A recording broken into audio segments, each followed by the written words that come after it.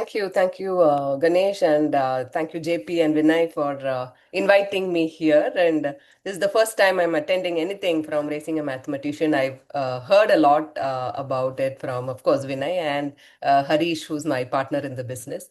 So it's such a privilege. I was telling Vinay that I'm not a mathematician. Why are you calling me? But I understand now how, I probably can make a little bit of sense. And thank you for taking me through the philosophy behind learning math and the history of mathematics. And it gives me a lot of pride. Congratulations, all participants, for this camp, for getting selected for something like this, and for committing this holiday for something like this. And congratulations to the parents also. As a parent, I know how.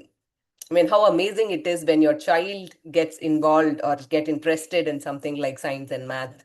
There are a lot of distractions available today. Now they have the mental stamina to go through an online program like this for 7 days, and that's just amazing. So thank you very much, and congratulations on being here.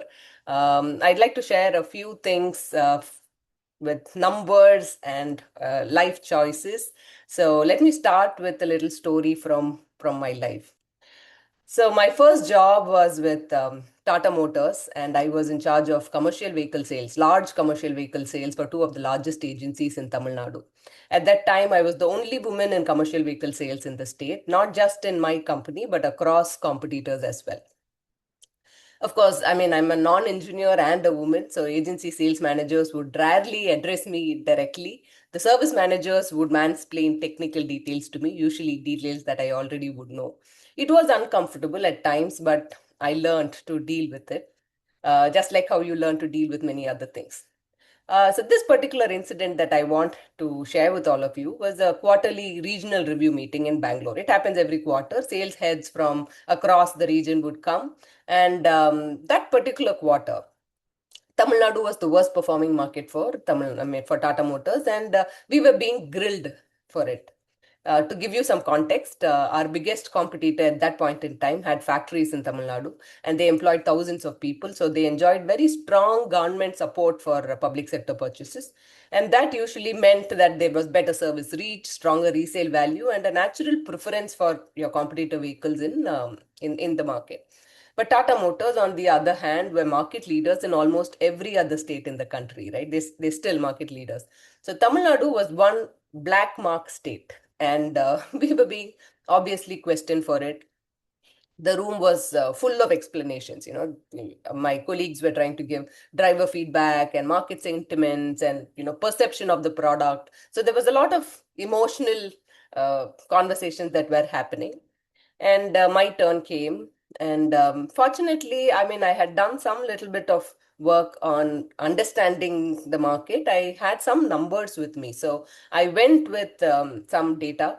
I shared quarter on quarter sales across various agencies and competitors. I broke down bulk orders versus retail sales, and in that particular quarter, how much was government orders versus open market demand, and market share of every competitor in these government orders. I had some data which I had bothered to collect, and price points and fuel mileage and engine life and tire wear. So I had some data points. I was not really trying to prove a point, but I was simply defending our efforts. I was just better prepared with my numbers, and what I realized was something changed that day. My boss and my colleagues started looking at me very differently. After the meeting, the regional manager called me aside to ask for some more information.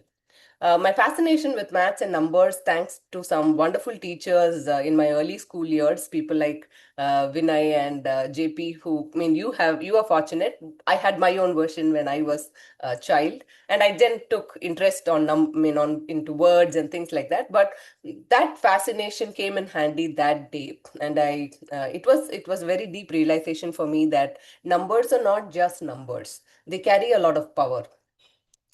They carry a lot of respect. They give you visibility in a crowd, right? So I want to share with you today 5 things why, as girls, as young women, who will who will be anchoring families, who will be shaping the society and leading the country, you must learn to love your numbers and use them well in your life, right? So number one, knowing your numbers gives you a lot of confidence. Like, confidence is often misunderstood. I heard what JP was talking about confidence also.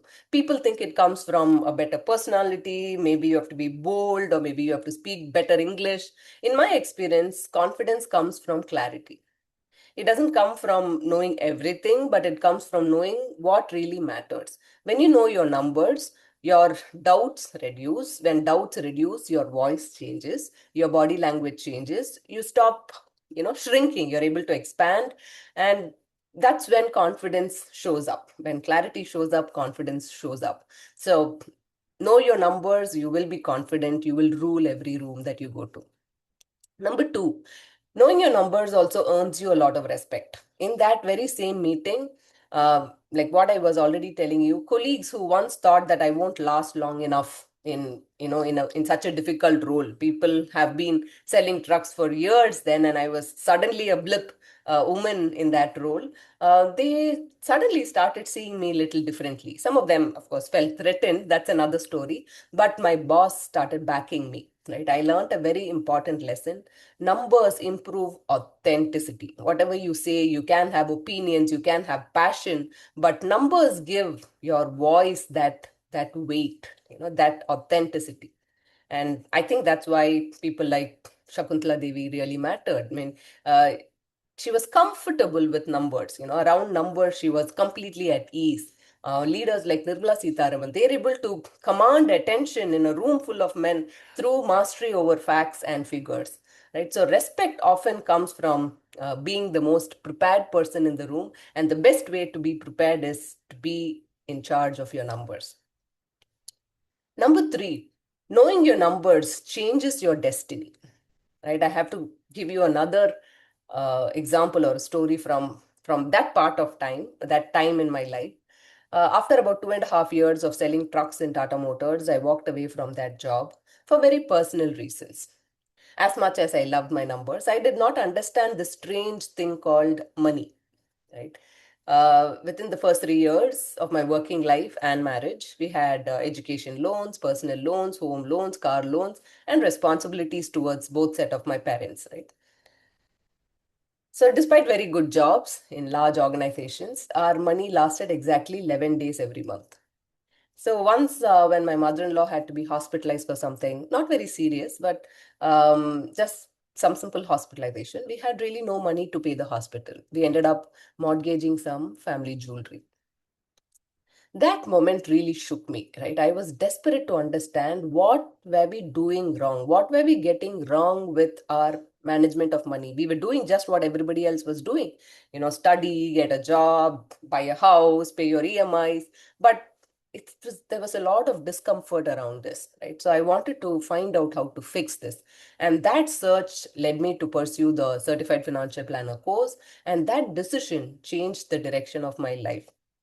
It taught me that money is not just bank balance. It is comfort, it is confidence, it is freedom, it is opportunities, right? It opens doors for you. So understanding my personal numbers changed my family's financial destiny. I mean, I dread to think what would have happened if that change had not happened at that point in time in my life. So when you know your numbers, you depend less on others, you question assumptions like what JP was saying, you start thinking rationally, and your choice are with awareness. You do it with knowledge. So that will change the destiny of your family. A lot of you will be leading and anchoring families as you go forward. Number four, knowing your numbers builds families and builds nation. Right? I'm the elder daughter in my family. I lost my father just after college while my sister was still in school. And later I married into a very deeply culturally and traditionally rooted family with very little inclination towards money matters. So I influenced key decisions in both the homes. Right now, imagine having that responsibility without understanding the numbers. But even today, I see that in many families, in many of our clients, women staying away from money decisions. It really hurts because every time when women get involved, we see fantastic outcomes. We see that household decisions become calmer, loans get paid faster, investment goals are achieved earlier. Families handle crisis a lot better when both of them are together in it. Children grow up around a lot of confidence. There's no anxiety when the children are growing up. And this is how nations grow stronger, through number of households making sensible decisions.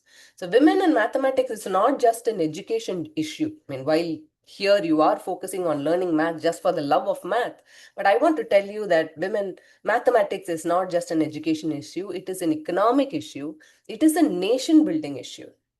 Right?